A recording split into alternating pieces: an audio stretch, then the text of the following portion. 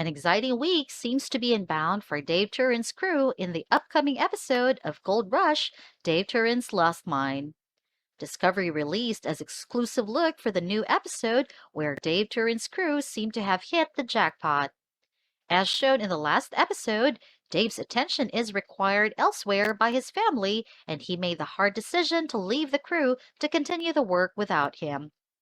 It is not like Turin does not trust them. It is just in Evermind's boss' habit to worry, but the video shows that he was wrong to worry at all. The crew members seem to have their work cut out in front of them as a 30-foot tall clay wall stands above the channel, leading them to dig over 900 tons of dirt to meet their boss's goal, and they plan to do it in a single day. Jason Sanchez, Casey Morgan, and Nathan Clark all get to work. Two of them man the excavator, while one of them drives the dozer simultaneously to complete the task at hand. This is the definition of Team Turin. Whatever it takes, we will all step up, step in, and get it gone and get it done. Jason says, pointing out that their mechanic, Nathan, is operating the excavator. Nathan is also hoping to pull off another 50 ounces of gold.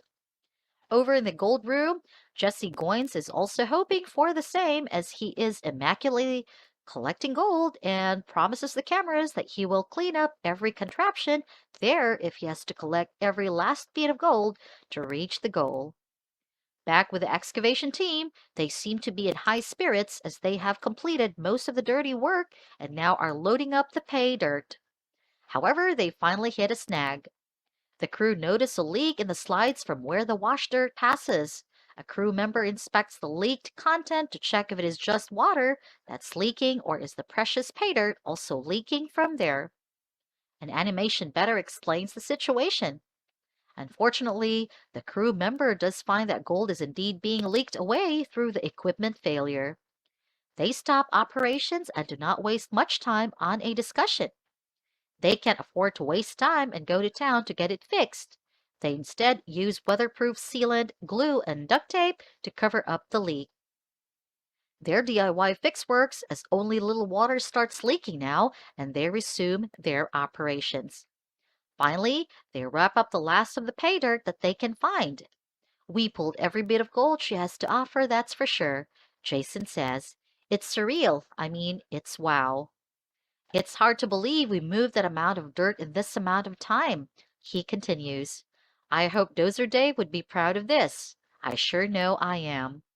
The team shut down their equipment and begin inspecting the wash plant to see how much gold they have found. They grow concerned as they don't see much gold in the beginning, but as they look more closely, they begin pulling off one big nugget after the other. The crew gathers up the next morning before Dave has returned as Jesse Goins is done collecting all the gold. They are all hopeful they've hit the 50 ounces goal. Goins lifts up their spirit even more as he pulls out a bigger scale since the smaller scale they used to measure gold in can no longer measure the current amount. Jesse slowly pours out the gold and sure enough the total ends up being 51.60 ounces. The crew erupts in celebration, and rightfully so. They had a hell of a week that they turned around the very final day to collect almost $100,000 worth of gold. We are sure Dave Turin will be ecstatic to hear the news when he returns. See the whole thing happen in the next episode of Gold Rush.